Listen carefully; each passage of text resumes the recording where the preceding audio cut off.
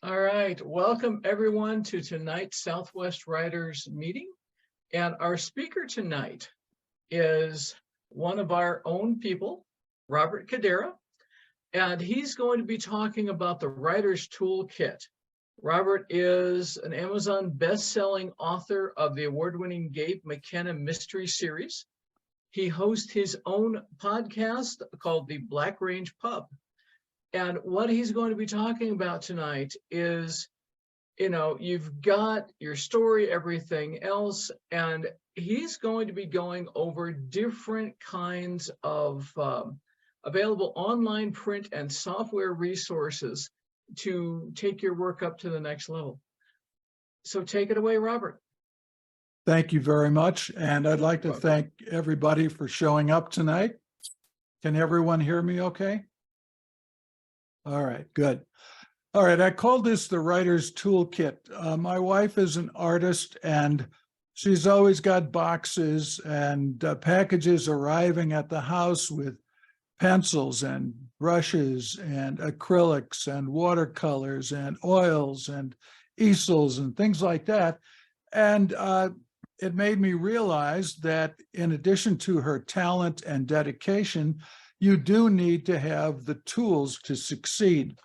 And it applies to writing as well as really any other kind of creative endeavor. So the Writer's Toolkit tonight is going to be a brief look at some practical options for the developing writer.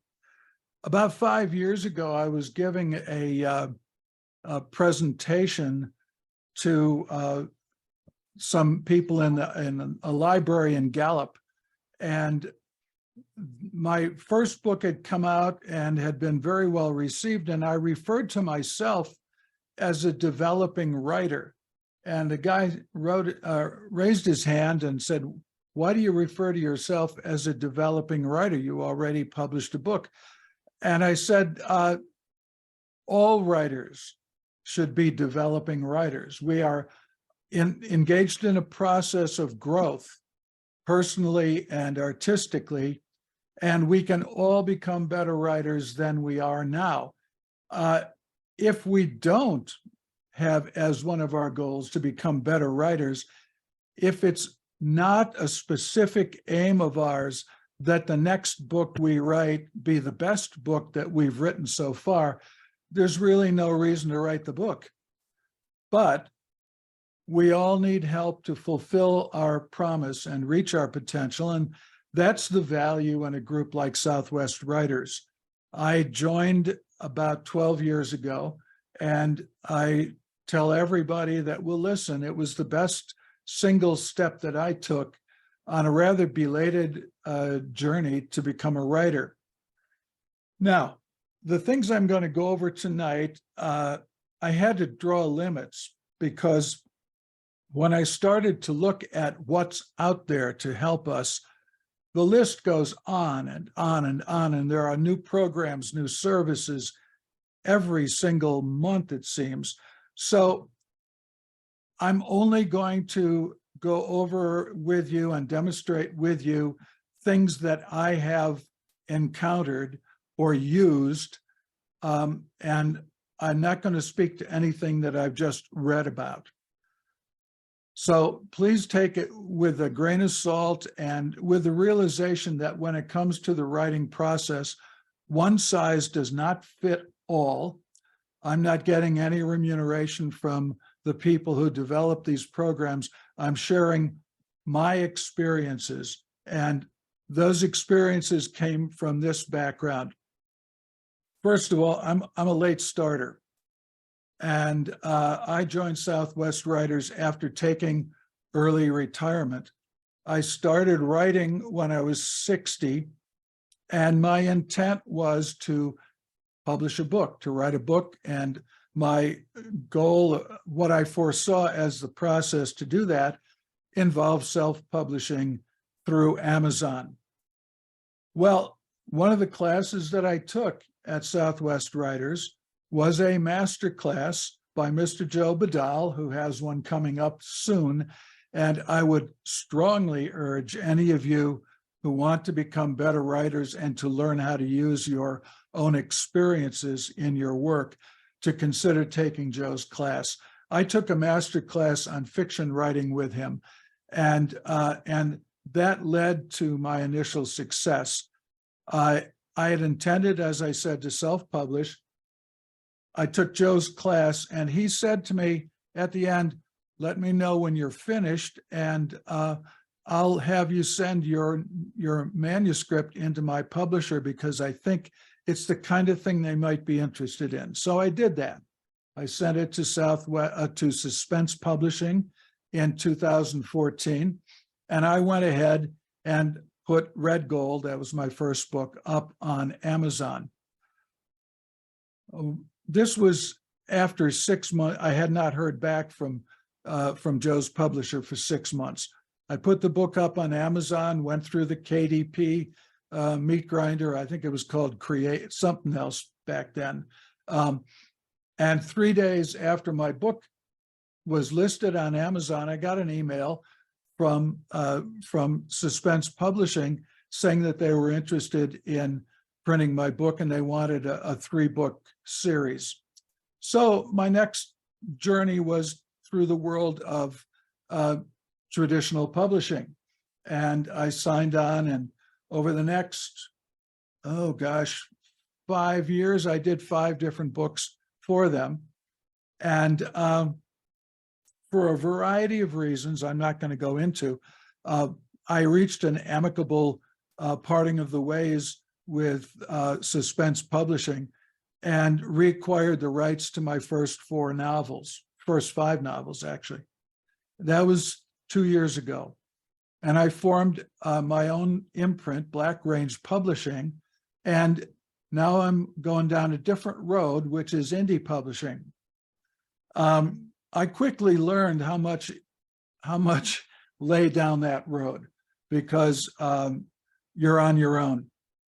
And my journey was met its first disappointment, I think, right after I put out my first book under my own Black Range Publishing, when the editor I had used for all of my books was Suspense, and she also edited my first book under my own imprint, tragically passed away at a rather young age. And so now I not only didn't have a publisher anymore, except for myself, I didn't have an editor either. So I had to look into tools and means of self-editing my books. I don't know about you, but it's a lot easier for me to critique somebody else's writing than to be honest and accurate about my own work. So that became a real challenge. I also got into audiobook production. My first 3 books were done by Audible. And then I decided as long as I'm publishing my own books, I might as well do my own audiobooks. So I have begun that now. And that's one of the goals for this year, is to get my first audiobook out. That's my background. It's unique to me. It's not a road that I expect anybody else to go down. So the opinions I'm going to share with you are my own, and they derive from that experience. It may or may not fit your own writing process. I know people who say their best writing hours are 5 to 6 a.m. You're not going to see me in front of a keyboard at that time of day. So look at what I'm presenting, think about it. Your mileage may vary, okay? Now, there's an old blues song, you got to have the right tool for the job. And that is certainly true in becoming a writer. And so what I'm going to look at with you tonight are the tools that I have used, and so many that I continue to use, in 3 different categories. First of all, the writing and the writing environment in which you write.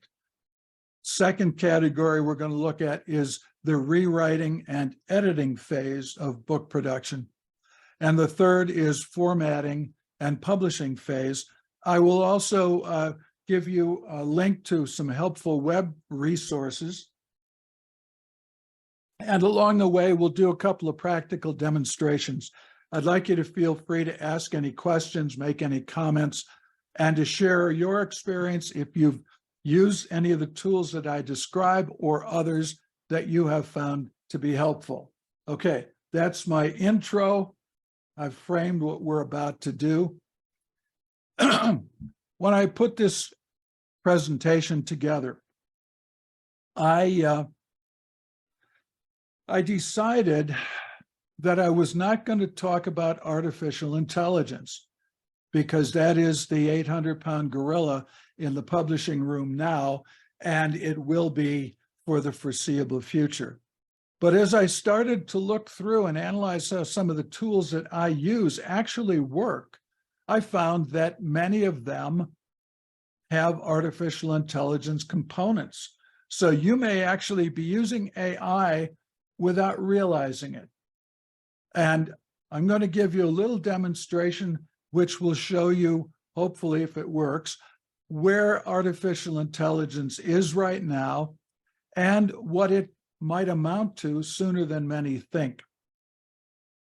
If you're using cell phone facial recognition, you're using artificial intelligence. If you're using editing software like Grammarly, you're using artificial intelligence. If you are reading advertising copy during the day, much of that, and soon to be most, will also be AI generated. So we live in a world, both when we are writers and when we are outside of our writing environment, where artificial intelligence is becoming more and more a part of where we are. Now, last week, I decided to join, I got a free membership in something called ChatGDP, which is a text-based artificial intelligence that is ubiquitous now, and it's places you wouldn't even think about it. I refused to pay the $20 fee for the the upper level membership because I didn't want to give money to something I thought might put me out of business. ChatGDP, well, I have a Facebook page. I got a lot of friends. I got a memo the other day from a guy I didn't know. It was an ad on Facebook. I don't even know what his name was. I don't remember, but if I did, I wouldn't tell you. And his headline was, I'm making $4,000 a month publishing my own AI novels on Amazon. I don't know about you, but to me, that's nothing to brag about. And I thought rather than engage in hysterics, I might give you a practical demonstration of where ChatGDP is right now. And to do that, let me click on this and hopefully it'll come up. Can you see that? No? No. Oh dear. Okay, hold on. We still see your PowerPoint. You have to take the PowerPoint and minimize it and then tell the share screen to go to the other thing you're looking at. Okay, okay. Go up to share screen. Desktop 1. Share. Okay, can you see that now? Yep, we got it. All right, this is the front page for ChatGPT. And what I'm going to do here is I'm going to ask this artificial intelligence to write the first couple of paragraphs of my new novel, which I'm not going to write, but I just wanted to show you what kind of stuff they turn out. Down at the bottom of the page, it says, send a message. And I'm going to type it in right now. Write the first 3 paragraphs of a noir mystery novel about Gabe McKenna, a 56-year-old widowed, retired professor who battles drug cartels in New Mexico. Okay, checking for typos. I don't see any. All right, now I'm going to ask this algorithm, this mysterious Bob. force. Yeah. You missed a G on Gabe. Oh, my goodness. Thank you. Let me get to that. There, Gabe. Thank you. All right, let's see what this mysterious force comes up with.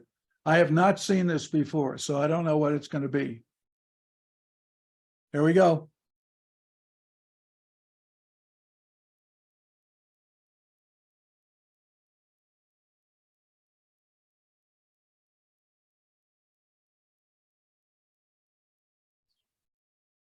Now that's a day's work for me. I don't know about you. I'll read it out to you if you can't see it. The sun dipped below the horizon. Well, first of all, this writer has defiled one of the primary guidelines for writing, which is don't start by talking about the weather, okay? The sun dipped below the horizon, casting long shadows over the arid landscape of New Mexico. Gabe McKenna, a weathered man of 56 with a heavy burden on his shoulders, leaned against the crumbling adobe wall of his modest home.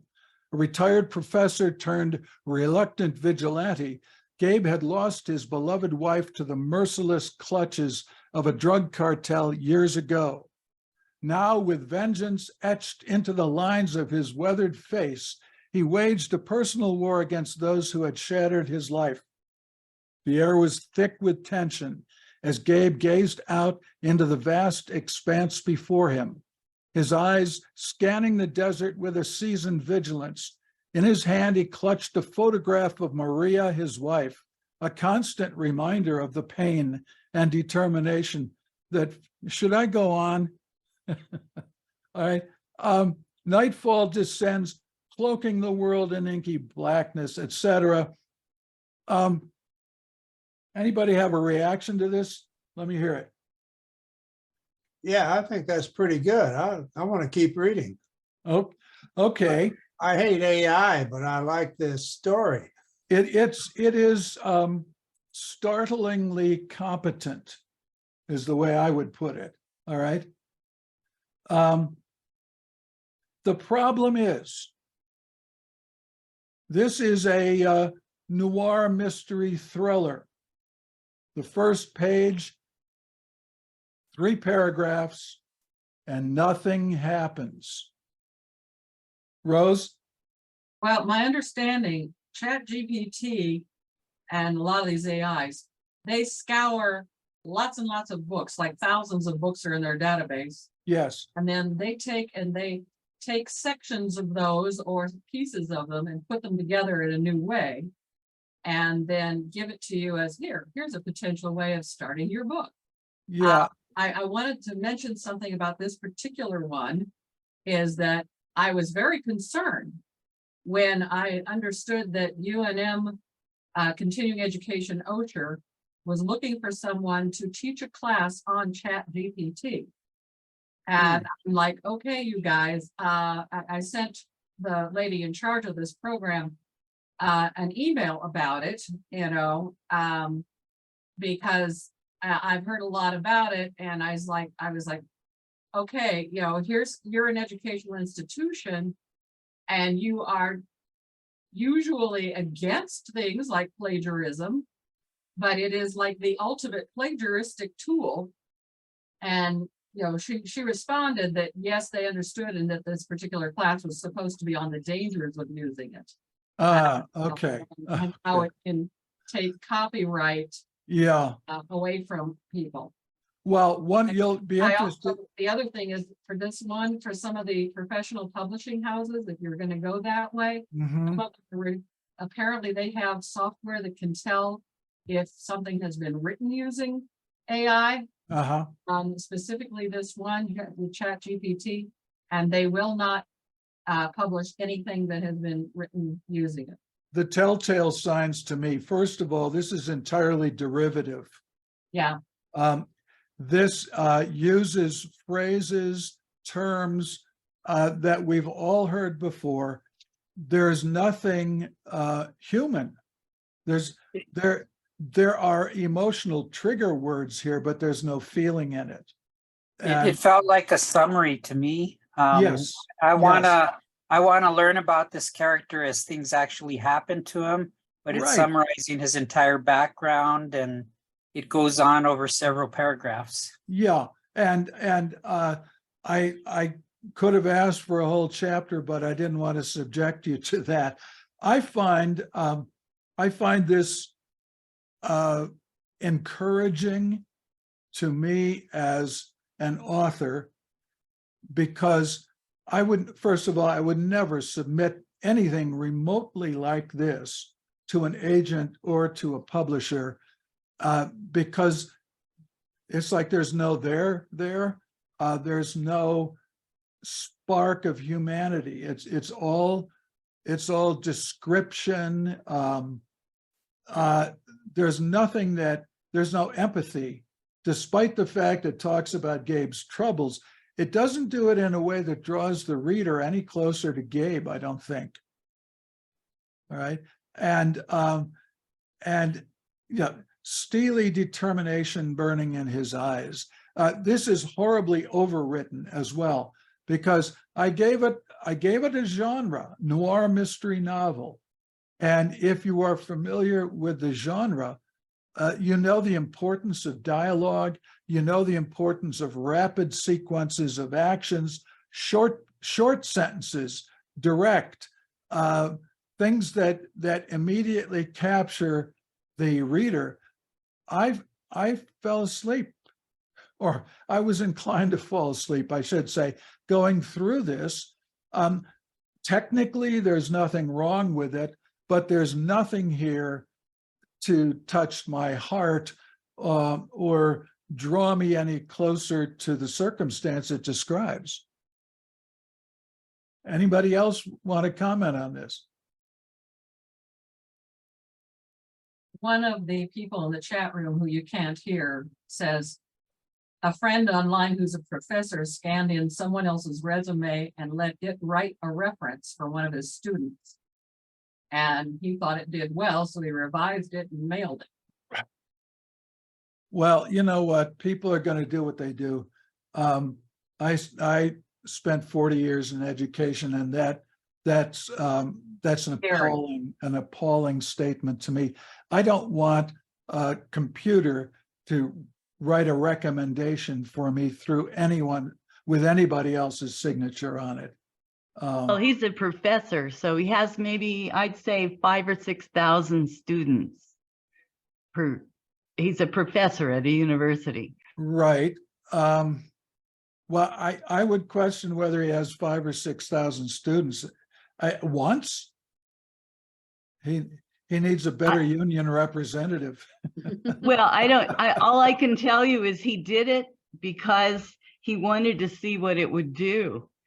I mean, what he did is he asked the student, can you give me your resume? I'm going to scan it into Chat GPT and I'm going to do it.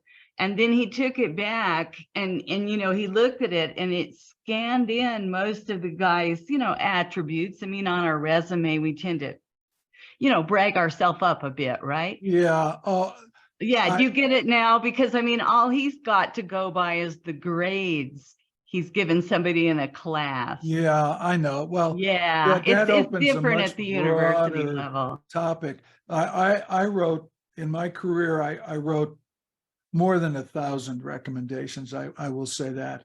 And they are an imposition. You do it as a favor, or you do it to be professional. But I would question the value of that, because if if publishers have programs that can identify AI written fiction, then I suspect that businesses will have access to programs that can identify AI written recommendations. So what does it amount to? You know, anyway, I just thought I'd mention this to everyone when we start. Don't be afraid of AI. First of all, it's not going away, so we got to deal with it somehow.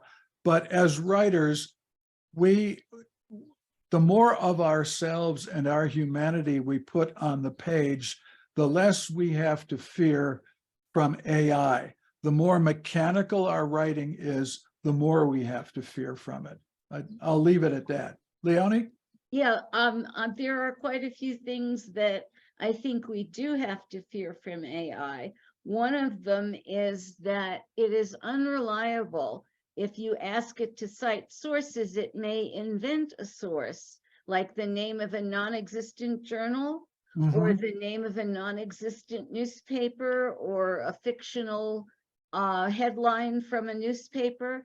I've known people who it's done that to. And I also actually watched a demo where a man asked it to write his biography. He's fairly well known on the internet. He does a lot of internet courses. It wrote his biography. There were a few minor problems. One of them was that it said he was born in a country that he wasn't born in. Another one was that his resume was not accurate. It had 4 companies that it said he worked for, and he had not worked for 3 of them. And the third error was that it said he had 3 kids when in fact he had 2. So I really wouldn't trust it too much. No, I'm speaking mostly here with regard to writing fiction. So whether something did or did not occur might not be a part of the equation. But I'm talking about the humanity in what we write. How much of ourselves and our experience and our emotion do we put on the page? What do we leave for the reader? And how do we grab them in a way that requires more than merely their intellect? All right. But this is going to be a challenge, and I don't know what's coming down the road in this, but I just wanted you to be aware that this is a growing tool, and it is showing up in a lot of areas related to writing. Some of the things I'm going to show you later actually make productive use of AI, and I wouldn't tell you to steer clear of those. But anyway, let's move on. I don't want to take up too much time on AI. Help me out here. How do I get out of this share and back to my old one? Stop share. Rose, I can't hear you, Rose. You could, or you could just minimize this and. Okay, I'll minimize this. Yeah, and then go back to the PowerPoint. There you go. Okay. That's it. Wow, am I getting good at this or what? All right. All right, let's go back to where I left off, right here. All right, let's look at the writing and writing environments. I would assume, and correct me if I'm wrong, that most of you do at least some of your writing in Microsoft Word. Okay, that's a writing environment. It's not just a program. It's a writing environment, and I'm going to show you how you can add voice input to it. If you break your arm or end up with writer's cramp or something. But MS Word is where most of us cut our teeth writing fiction. And it has AI tools built into it. It has a spell checker. It has a grammar checker. It also has a couple of generic templates. It has export features. You can send it out as a Microsoft Word in rich text format, in PDF format, and all that. And it also has different formatting capabilities. And it also, on top of that, has voice input. Now, most people who use Microsoft Word will then try to publish a novel on Kindle or Ingram Spark. I'd like to give a shout out to Rose and her course, which I took a couple of years back, as an excellent way to learn the ropes on putting your novels up on Kindle. Anyway, let's take a look at how you can do voice input in, wait a second here, voice input in Microsoft Word. Wrong one. Hold on. All right. Can you see that? All right. It's a blank document. Now, this is the menu bar. All right. Home. We are home right now. And if you go over to the right-hand side, you will see a microphone. Now, this is new to Microsoft Word about 1.5 years ago. Prior to this, there were programs like, oh gosh, Dragon something, Naturally Speaking, which was a way of dictating novels or instructional manuals or legal briefs or anything like that, medical diagnoses. But if you're a writer and let's say you have writer's cramp, try a new tool, Dictate. Over here, if you click Dictate, let me get rid of that. There's a microphone. There's a little gear. If you click on that, you choose your language, you choose the microphone, you can set the input level, enable auto punctuation, filter sensitive phrases if you want. All right. Now, to demonstrate this, I'm just going to read the first paragraph from the last book that I published called Chandler is Dead. And I'm going to click on the microphone and we'll just do the first paragraph. Flint kept it together for 3 hours before the usual weakness and pain came on, as they always did, first in his knees and then in his stomach. It was time to stop the car, get out, stagger a few steps into the darkness, and throw up. It happened every time he killed someone. Pause dictation. Okay. Now, I'm going to look through this and see if that's pretty good, because it's the first time I have not used this in my writing, but I haven't let it hear my voice and learn my speech patterns. And it looks like it got all the words correctly here. And then if I wanted to, next paragraph, I can use the keyboard just to go down. And I can go back and correct any typos, make any edits, all right, or change any of the words that I don't like. I think someone had a hand up. Yeah, I didn't know if you can see my hand. Okay, I use a Mac and Siri, but apparently you have to be online with Siri. Yes, that she's is very true. hateful. Do you know if you have to be online with MS Word? No, I'm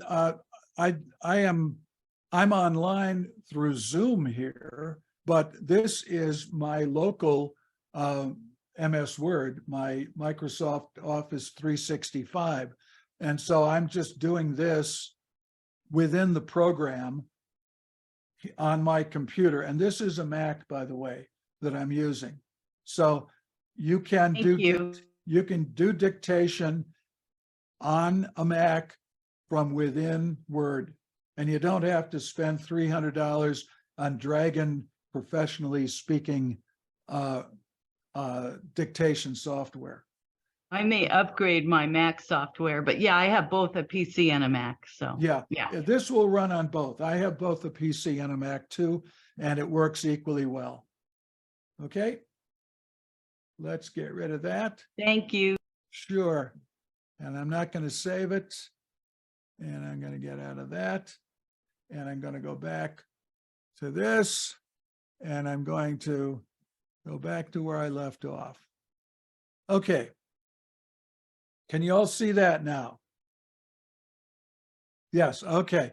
So that's a demonstration of voice input for Microsoft Word, Windows version, Mac version, online, not online, doesn't care, it works. And it works, I would say, surprisingly well.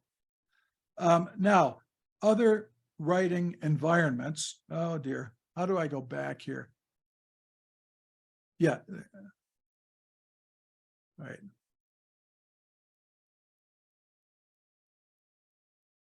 Okay, other writing environments. One is called Scrivener, Scrivener, and it has versions both for the Windows environment and for the Mac. It costs $59.99. It's a one-time purchase, and this has become kind of the leading alternative to writing a novel in Microsoft Word. The thing about Scrivener that's interesting is it uses a paradigm of a notebook, so that your screen has a blank page in the middle, and on the left-hand side, it has a list of all your chapters and scenes. On the right-hand side, you can put any of a number of different materials there. You can do research online and have a folder with all of the links to the research.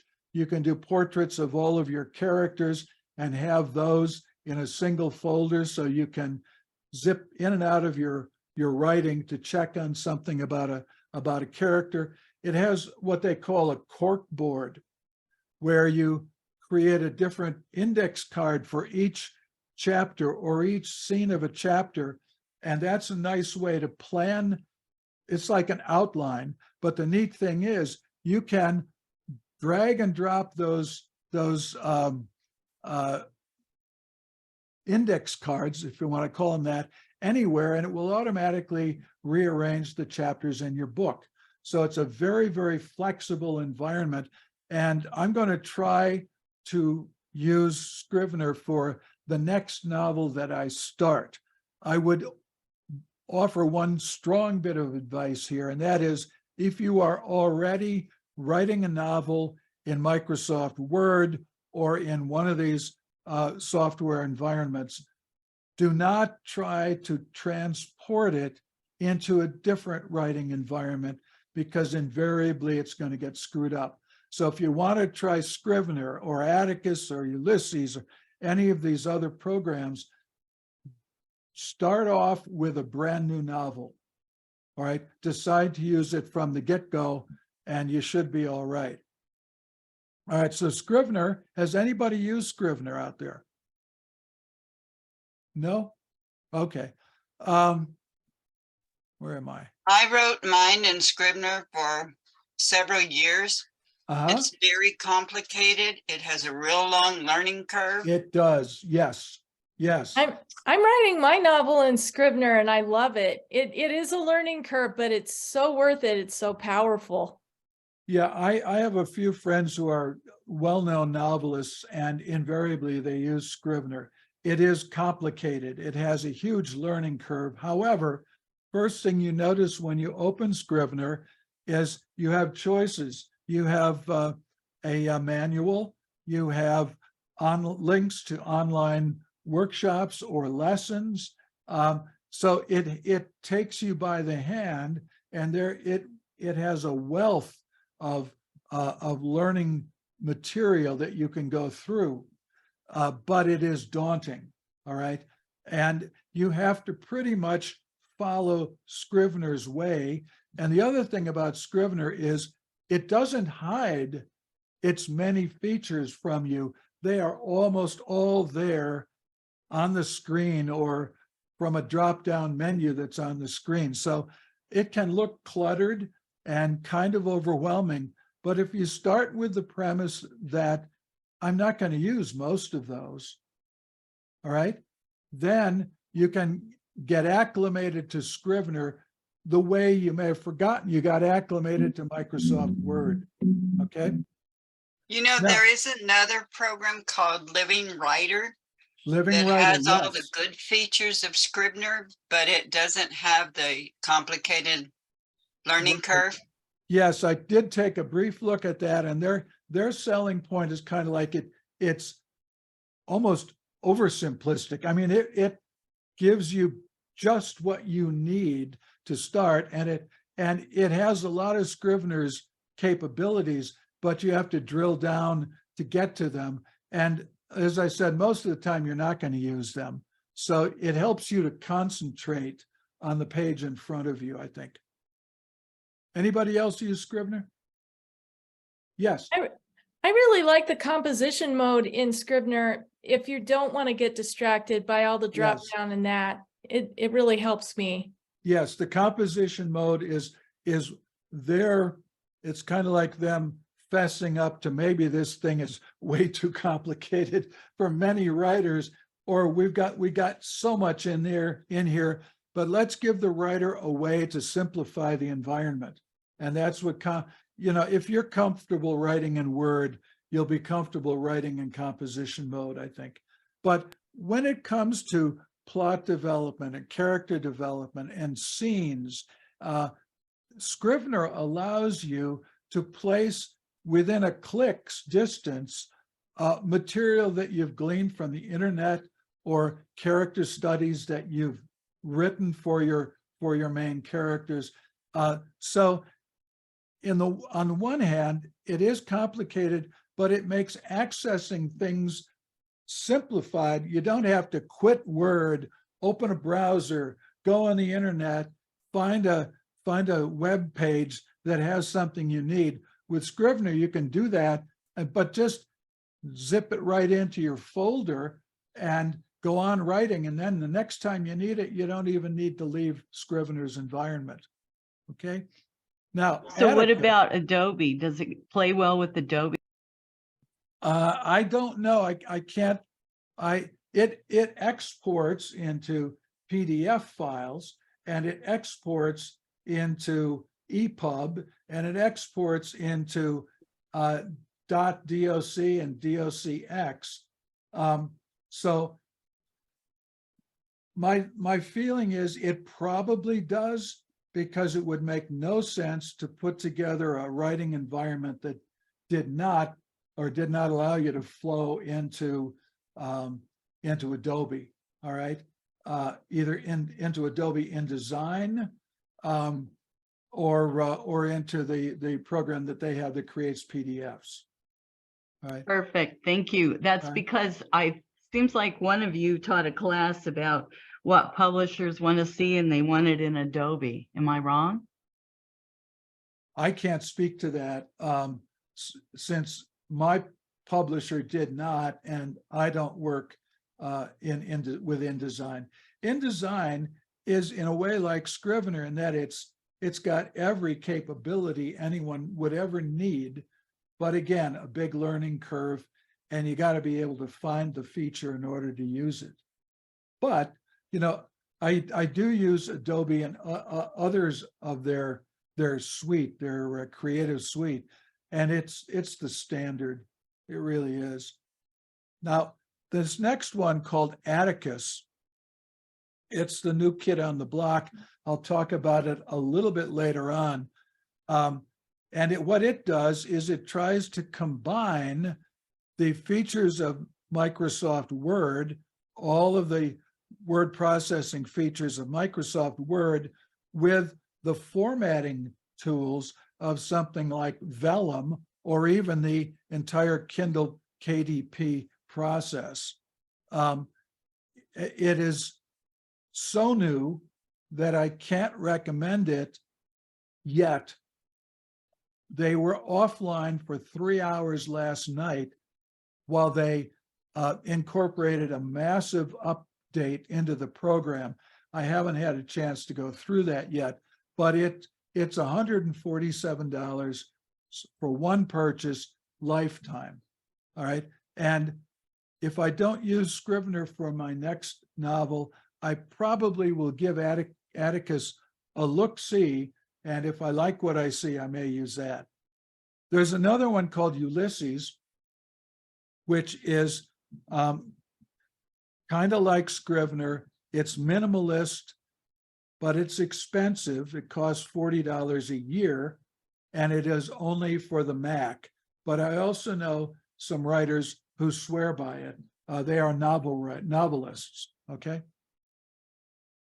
All right, once you've got your first draft, we move into the realm of rewriting and editing. And here are some of the major programs that I've used: Grammarly, Hemingway, Pro Writing Aid, and one that I've just started to use called AutoCrit. Grammarly has a free version, a professional version that's $140 a year. It checks for spelling, punctuation, grammar mistakes, and you can use it as a browser extension. You can actually incorporate it into your browser if you are writing online. Let's say you're using Google Docs, and that is online, or you're using a Chromebook, all right, where you don't have local storage and you're writing online. You can use Grammarly as an extension within your browser or as a standalone program. It's very good. I can recommend the free version. I would not recommend $140 a year. The other one that I've used, Hemingway, is free. And you can use it in conjunction with the free version of Grammarly. It highlights and it even color codes things like passive voice. You can run a search of your manuscript to check for adverbs, complex words, difficult to read sentences. The shortcoming with Hemingway, and look, it's free, so I'm not criticizing here. It doesn't offer you any suggestions. It merely identifies problems. There's one called Pro Writing Aid. I have a subscription that is expiring tomorrow, and I'm not going to renew it, but it is far more powerful than Grammarly. They have a $40 a year for the basic version, a $79 a year for the professional version, which is what I used, and $140 for a lifetime version. This checks for spelling and grammar. It checks the readability of your work, filler words, looks for cliches, integrates with Scrivener, Google Docs, and Word. So if you're writing in any of those, this is a grammar checker on steroids that will integrate with those programs. But I found something I think is better, and that's this next one, AutoCrit. AutoCrit, again, it's new. It's extraordinarily powerful.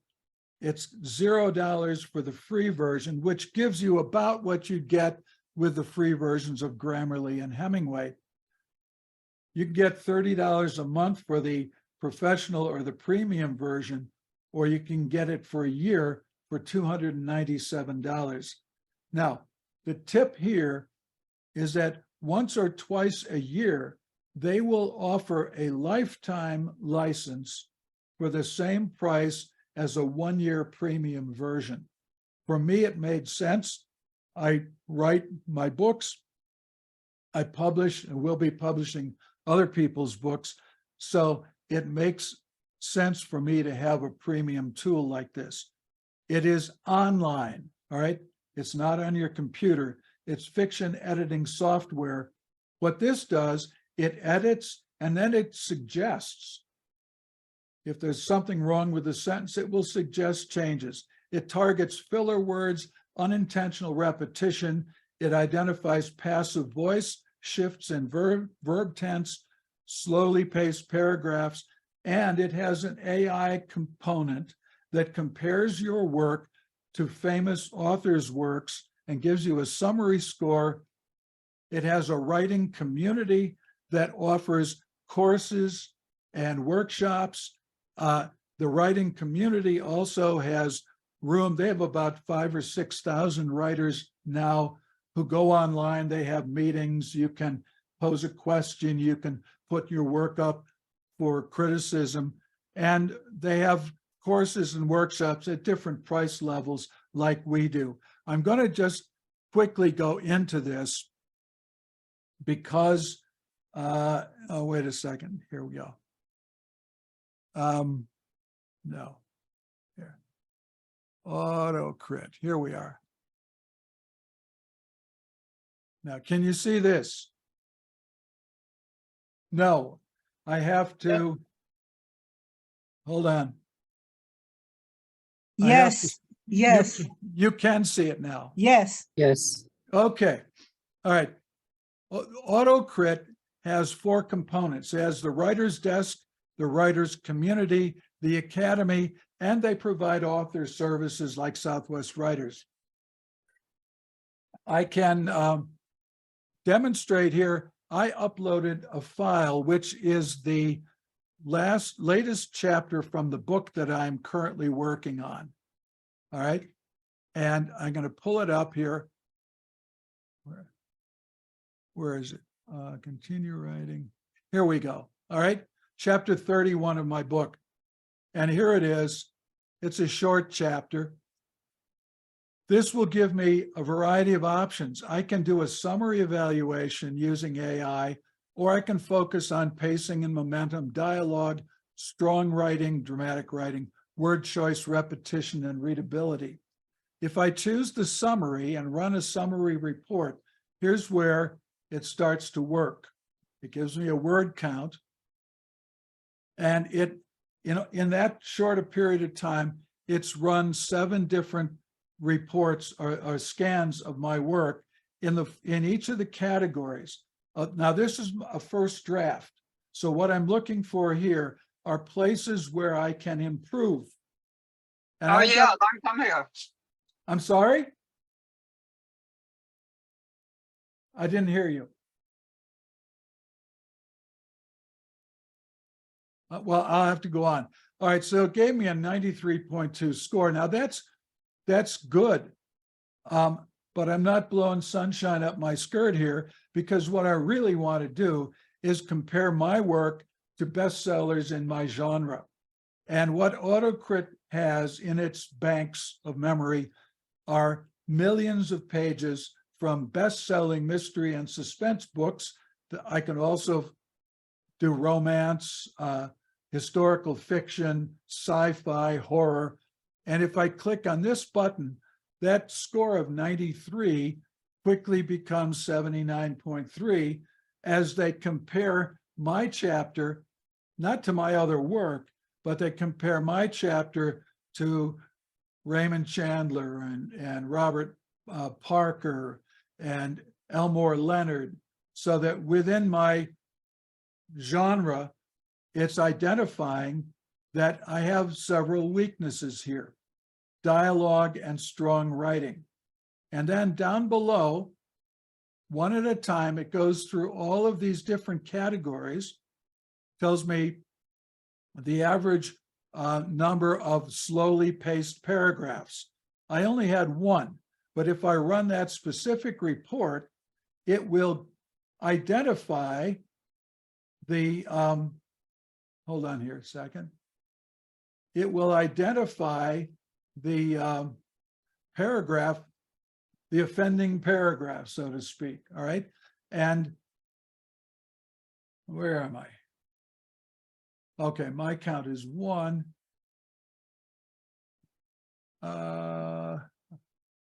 It should be identifying which one it is. Search. Let's see. Well, I can tell which one it was because I ran this once before. And what it'll do, it will highlight the paragraph like that and offer me suggestions on how to make it stronger. Okay. Now, if I go back to the summary again, where are we here? Strong writing was the one that I needed help with. All right. And it will break that down. Here it is. Okay. Here's the paragraph it objected to.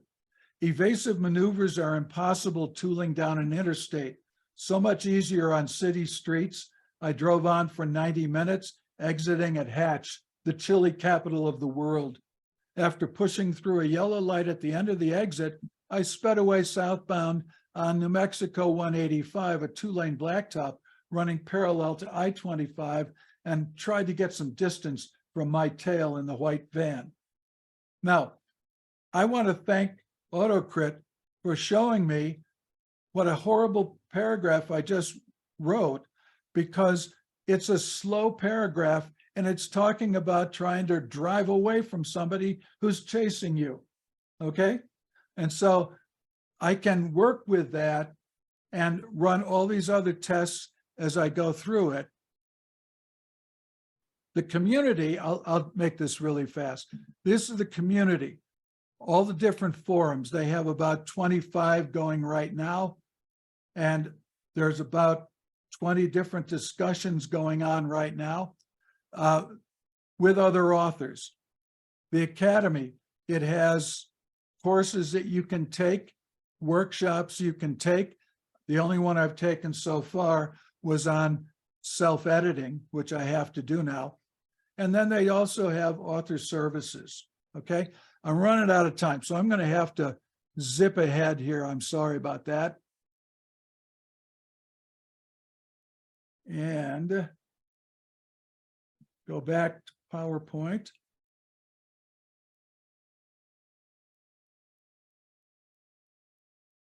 All right, formatting and publishing, KDP, Amazon, and again, I recommend Rose's self-publishing workshop and Ingram Sparks.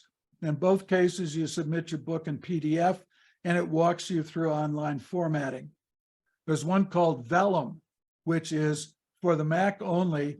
It's a very elegant and expensive way to get professional looking results for both ebooks and for paperbacks.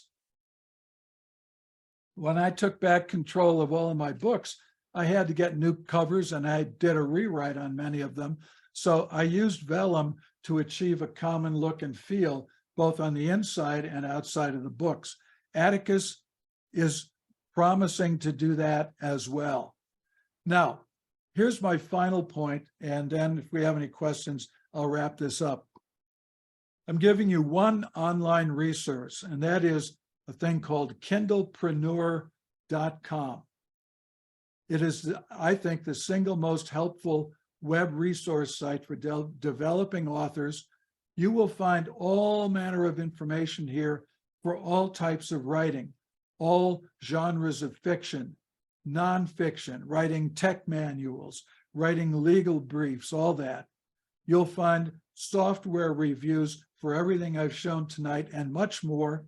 You'll find courses and workshops and links to websites that have writing tips, self-publishing help, how to do a podcast, lots of YouTube video links, author tools. I bought one that they have called Publisher Rocket.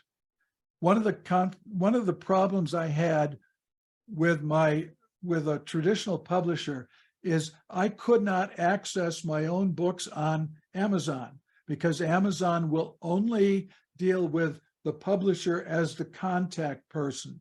So if I wanted to change the keywords, the search words for any of my books, I had to contact my publisher, find out if they would do this for me, give them the words, let them do it when they got around to it. Publisher Rocket is an inside look at how Amazon works for writers. And it taught me how to redo my keywords, my search terms for all of my books. And all I can tell you is in the first year since I started using it, my royalties have more than doubled from what they were the last year with my publisher. And I did nothing else. I didn't run any promotions except to change the search words. So there's a lot of secrets that you can learn from Kindlepreneur. A lot of it is free, and some of the courses are fee-based, okay? I want to thank you for coming by tonight. I think I used up way too much time. These are links to my my email, my Amazon author page, Facebook page, author website, and my podcasts, I would be very happy to send you an electronic copy of the notes from this with all the other links and all the other information. Just send me a note at rkidera@outlook.com. Okay, Bob, you actually have another 20 minutes. I do. Yeah, this meeting goes to 8:30. Oh, my goodness. All right. Well, stupid me. All right. Well, and also the recording of this will go up on YouTube for those that want to kind of look it over again. In about 2 weeks. It takes about 2 weeks to get it edited and up on YouTube on the Southwest Writers channel. Okay, well, if I have a couple of minutes then, I'd like to go over one or two of these programs I kind of skipped over. One would be Vellum. Okay.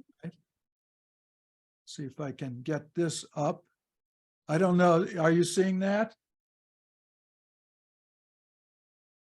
Yes. Okay. Yep, you're up. All Yes. right. All right. This is what this can do. This is Vellum, which is a formatting program. And you'll notice I have one of my books called Midnight Blues up here because I did some reformatting this week and reposted it to Amazon. Along the left-hand side, I have a title page, contact, copyright, dedication, acknowledgement, some praise, and then the title page again. And then I have all of the chapters 1 through 53. And you'll notice over here, it's got some minimal formatting tools. I can bold, italicize, underline. All right. I can select type and change the typeface. I can do block quotations, subheadings and things like that. But what this does most of all is that it allows you to reformat or to at least scan through different formats for your books and different looks. I'm using a look and feel called Meridian, and they have about 20 of these, and you can also create your own template. If I go to the next one, by the way, this is the first page of my book as it is now on Amazon, but I can change it as easy as this. And I get all these different, I don't have to measure the margins or anything like that. And I can stylize it any way that I want. I can also, this is Kindle Fire, but it allows you to preview in what's it going to look like on somebody's iPhone or iPad or all the other handheld devices. And because a lot of people, I'm not among them, but a lot of people read books off their cell phones and things like that these days. This will allow you to take a look at how to go about formatting it or what it's going to look like in each of those environments, okay? So this is Vellum. And then the last thing I'll do, this is Atticus now. Little doggy there. I haven't looked at the updates here, but it just came through last night. I don't know what a 3-hour download involves, but I suspect it's major. Anyway, the book I'm working on now is called Burn Scars. And here it is again. What this does is gives me a word processing environment, very much like Word. Over here, though, you'll also notice the title page, copyright page, contents, and I can zip through from one chapter to another here. I can add subtitles, or I can use this to write my entire book. So this is a writing environment, and I think anybody who writes in Word or Scrivener would be comfortable with this, okay? And they also have more tools where you can set book goals. How many words do you want to do each day? What are your writing days and your habits and all of that? I don't use that because I never keep to it anyway. But you can also take this and format it. Let me see if I can get back to, oh, I know where to get to it. Here we are. Yeah, here we are. This has the capacity of Vellum as well with preset templates. And you'll notice at the top here on the right, it's got iPad, Galaxy, iPhone, Kindle Fire, the Nook, Kobo, all right? And I can change the typeface, the type size universally here when I edit the theme. And you go through here and it's got, I think it's got about 18 different themes that you can totally design at finger, you know, with your fingertips, which look and feel you want, both for, this works both for ebooks and for print books. And then down at the bottom here, you can export it as a PDF file with one click or as an EPUB, depending upon what the publishing road you're taking requires, okay? So that's Atticus and that's Vellum, okay? That's about it. Anybody got some questions for me here?